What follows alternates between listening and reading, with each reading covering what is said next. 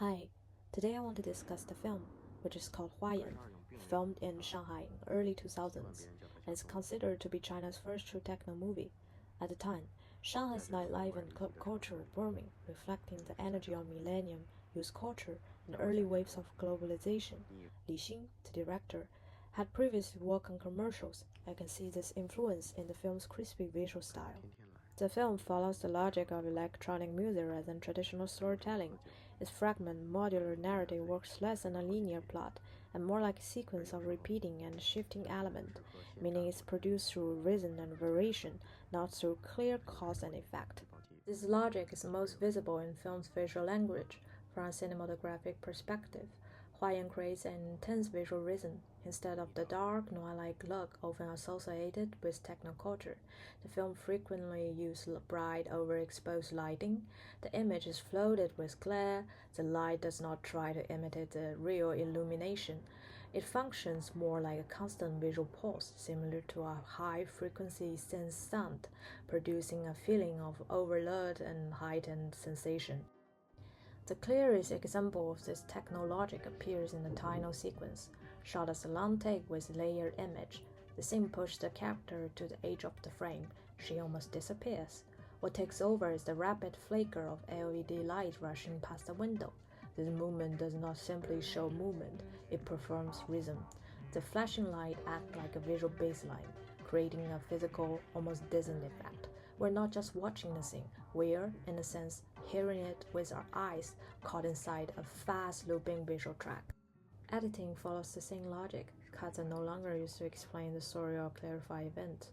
The film moves between long takes and rapid edits not to advance the plot, but to control the pace and tension, to shape film's breathing and her beat.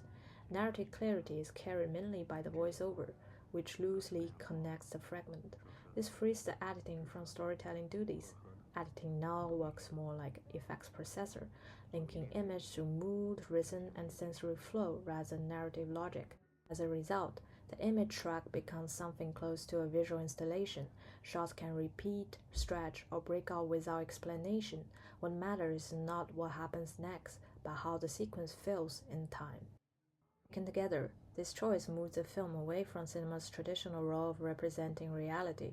Huayan behaves more like a techno track. It loops rather than explains, immerses rather than narrates. The film does not guide the viewers through a story so much as places them inside a sustained audiovisual environment.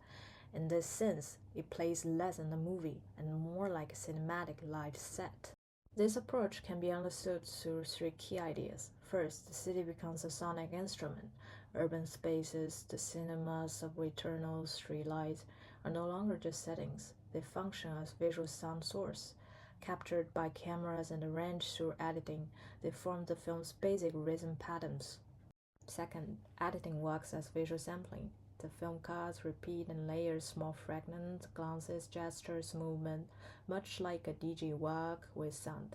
These visual loops and breaks directly shape the viewer's physical response. Finally, this leads to shifting how the audience is meant to watch the film. Instead of focusing on understanding the story, the viewer is asked to feel the film, meaning immersed through the rhythm, light, and repetition, not through a plot or character psychology. Watching Huayan is less like reading a narrative and more like entering a sensory atmosphere. Seen in this light, Huayan represents an early example of a post-literary approach within Chinese cinema. It treats film not primarily as a storytelling medium, but as a time-based system organized around the rhythm and sensation.